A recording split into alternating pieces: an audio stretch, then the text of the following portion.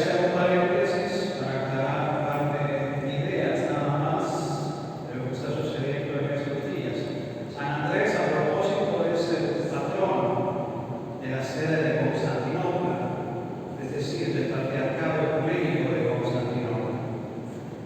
Y en los recientes días, pues, los medios de comunicación, las redes están inundadas precisamente de la noticia de la visita del Papa de Roma a la ciudad antigua de Nicea para conmemorar los 1700 años del primer concilio ecuménico, y la visita ayer y hoy en la mañana a la sede del Patriarcado Ecuménico. Ayer se reunió el Papa con el Patriarca Ecuménico, estaba presente el Patriarca de Alejandría y estaba presente el metropolita Basilio Mansur en representación del Patriarcado de Antioquía. Al final del encuentro ayer firmaron una declaración el Patriarca y el Papa, y esto que ha suscitado muchos comentarios, recibido muchos mensajes por la tarde y la noche de qué significaba, de qué implicaciones tenía, de qué iba a pasar. Nada. Es una declaración, por llamarlo de alguna forma, conmemorativa, o sea, da cuenta de que los 12 jerarcas se encontraron a la cabeza de la Iglesia Católica Romana y la cabeza del Patriarcado Ecuménico. Porque a veces aún entre los ortodoxos creen que el Patriarca de Constantinopla es el jefe de todos los ortodoxos. Y no es así. En la Iglesia Ortodoxa, vale la pena recordar hoy, cada jurisdicción, cada iglesia particular es autónoma y tiene su propio gobierno, su propio sínodo, su propio patriarca. Entonces el Patriarca Ecuménico de Constantinopla, Bartolomé I, es la cabeza del patriarcado. Y aún si él llegara a firmar un acuerdo de alguna índole con el Papa de Roma, cosa que no sucedió por ahora, implicaría o aplicaría únicamente en primera instancia al Patriarcado de Constantinopla y a los que se le quieran unir después. ¿Sí? Una decisión tomada por un patriarca no obliga a los demás patriarcas o patriarcados a seguir. Esto para quienes nos visitan por primera vez, para los que se están formando, que son nuevos, para ir tomando conciencia también de cómo está formada la Iglesia. La Iglesia Ortodoxa está formada por 16 jurisdicciones, todas autónomas, autocéfalas, algunas con el grado de patriarcados, los más antiguos, otros con el grado de arzobispados mayores. Sí, en México tenemos representación por lo menos de Constantinopla, Antioquía, Moscú, Rojo, que es un arzobispado mayor pero unido ya al patriarcado de Moscú, la OCA, Occidente Ortodoxo Norteamericano,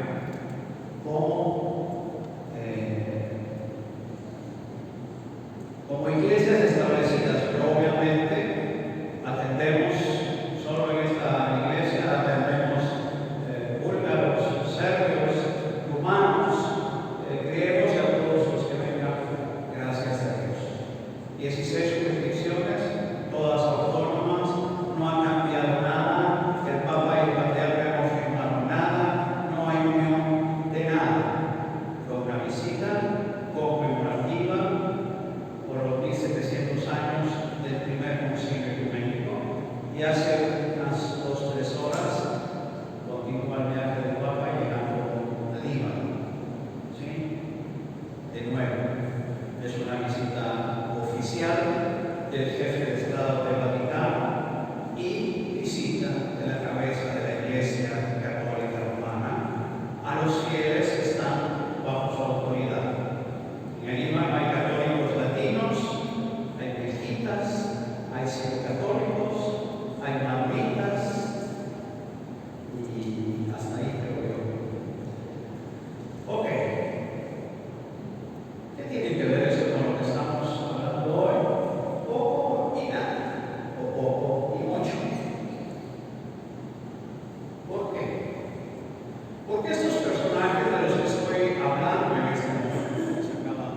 de reunir, porque están en reuniones en estos días, que son cabezas o guías de las iglesias locales, en definitiva son sucesores de los apóstoles.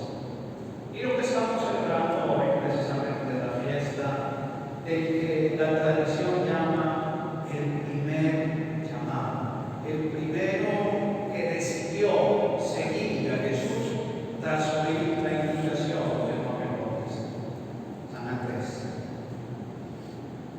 Miles de años atrás,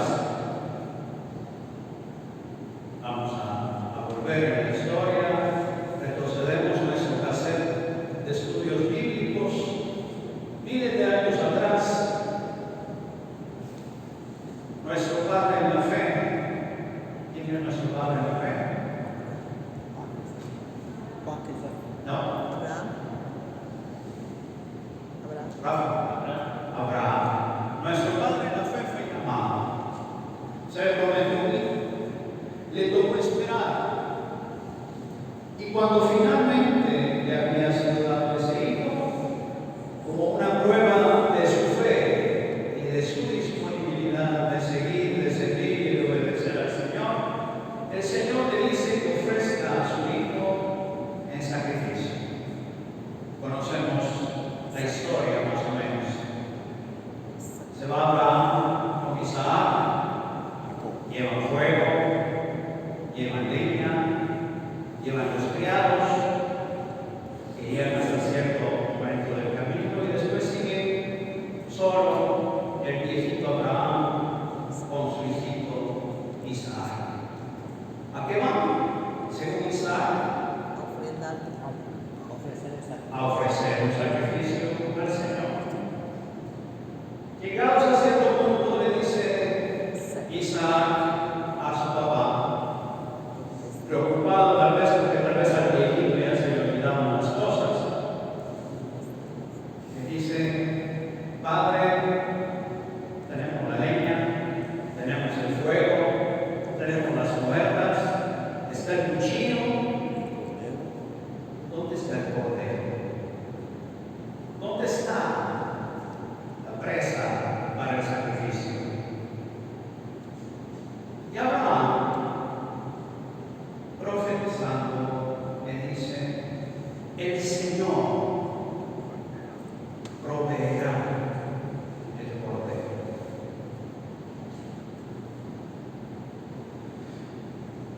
Sabemos lo que sucede a continuación, pero quiero que nos quedemos en mente: el Señor proveerá el cordero. Le ponemos puntos suspensivos. Abraham amarra a Isaac, está a punto de sacrificarlo, cuando el ángel del Señor lo detiene y aparece entre las espinas clavado un corderito, sacrifican al corderito, seguramente le pasa el susto al niño y regresa. Quitamos esta parte final y volvemos a los puntos suspensivos. ¿Qué decían de los puntos suspensivos? El Señor proveerá. Resurrección. El Señor proveerá. El Señor proveerá el cordero. Pasa Jesús por el río Jordán. Está San Juan Bautista bautizando, rodeado de judíos, de sus discípulos que lo escuchaban. Y Juan Bautista no dice: ese que va ahí es mi primo. No dice: ese es un maestro, síganlo. Ese es un gran profeta. Juan Bautista agarra los puntos suspensivos del libro del Génesis y dice: ese es el Cordero de Dios que quita los pecados. Ese es el Cordero de Dios con cuya sangre son borrados los pecados del mundo. Ese es el Cordero que profetizó Abraham. Ese es el Cordero dado por Dios. Y desde aquella hora, los primeros discípulos lo siguieron. Y cuando uno encuentra una riqueza, uno encuentra algo hermoso, un lugar, una comida, una experiencia, quiere compartirlo con los que lo aman. Y entonces aquellos primeros discípulos empiezan a llamar a los que son más cercanos a ellos para decirles: hemos encontrado a Jesús, hemos encontrado al que está prometido en los profetas, en las escrituras, es Jesús. Y Andrés, el primero que se lleva es a quién? Pedro. A Pedro, su hermano, a Simón. Y Felipe se va a encontrar a su gran amigo Natanael, al que la tradición va a llamar después Bartolomé. Sí, o sea, seguramente se llama Natanael Bartolomeo, o sea, el hijo de Ptolomeo. Y los llevan a Jesús, y le presentan a Jesús y deciden quedarse con Jesús. De los primeros dice que sigan a Jesús y Jesús los voltea a ver: ¿ustedes qué quieren? ¿Dónde vives? Venga y verán. Luego Felipe a Natanael: venga, ven y verás que hemos encontrado al Mesías. Siempre está esa invitación. Hay un recordatorio entonces de los discípulos de Cristo, los apóstoles de Cristo. Estamos llamados a mostrar a Cristo. El llamado del apóstol, el llamado del obispo, del patriarca, el llamado de todos nosotros fieles seguidores de Cristo es traer a otros, invitar a otros. El que quiera vivir, bendito sea Dios. Tampoco nos enojamos cuando la gente los hemos invitado una y otra vez y no vienen. Ellos se lo pierden. ¿Sí? ¿Cuál es nuestra función? ¿Cuál es nuestra misión? ¿Cuál es el trabajo de la iglesia? Atraer a otros. No por doctrinas, es importante la doctrina, por supuesto que es importante. No por modas.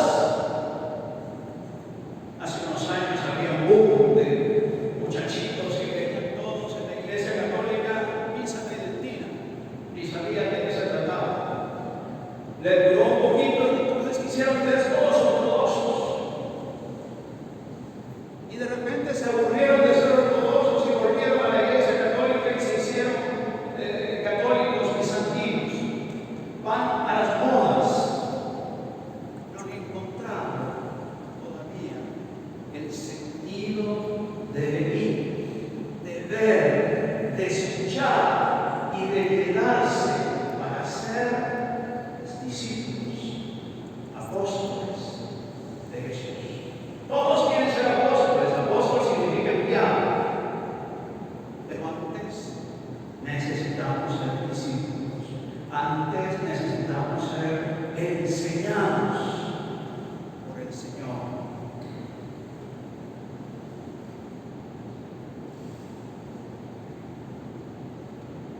¿Y cómo tratamos a los apóstoles hasta el día de hoy? A los que son enviados. Dice San Pablo a los Corintios: Dios nos ha asignado el único lugar para ese los apóstoles, como condenados a muerte, dice, puestos a modo de espectáculo para el mundo de los ángeles y los hombres. Está diciendo a los fieles de Corinto que además de que no eran muy buenos moralmente, atacaban a los apóstoles.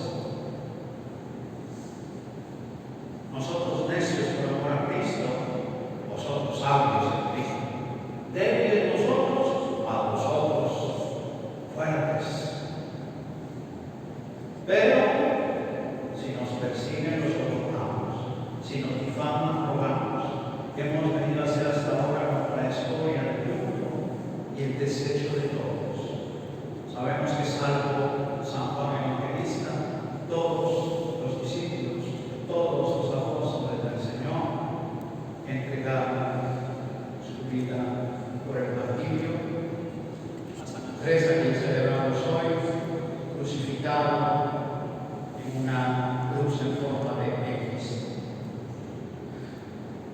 Pidamos en este día al Señor la gracia de encontrarle, la gracia de conocerle y de reconocerle como el Señor, como el Maestro, de seguirle, dejando todo, dejando nuestras ideas, nuestras ideologías, nuestras propias formas de pensar para seguirle a Él. Y la gracia de atraer a otros hacia Él. Con nuestras palabras, sí, pero sobre todo, como hemos dicho antes, con nuestro ejemplo. Muchas veces nuestras iglesias se han vaciado, no por culpa de la gente que no quiere perseverar, sino por el mal ejemplo que les hemos dado, por lo mal que los hemos tratado, por el mal testimonio que han visto. Pidamos al Señor que limpie nuestra iglesia de malos ejemplos y de malos testimonios, que nos limpie a nosotros si nosotros somos los que hemos dado mal ejemplo, mal testimonio, y hemos dado poco amor y hemos espantado a nuestros hermanos por eso. Cuando digo que nos limpie, no estoy diciendo que elimine a ninguno, sino que nos purifique, que nos cambie y que nos haga mejores cada día, porque a eso estamos llamados, a mejorar y a traer a otros. Entonces, como dije, con nuestro ejemplo, con nuestro testimonio, con nuestra forma de amar. Les recuerdo siempre a los primeros discípulos, a los primeros cristianos, los de fuera, los que no eran cristianos, no les decían: miren qué bonito hablan, miren cuántos milagros hacen, miren qué hermosas iglesias. No las tenían. Decía la gente de afuera: miren cómo se aman. Que eso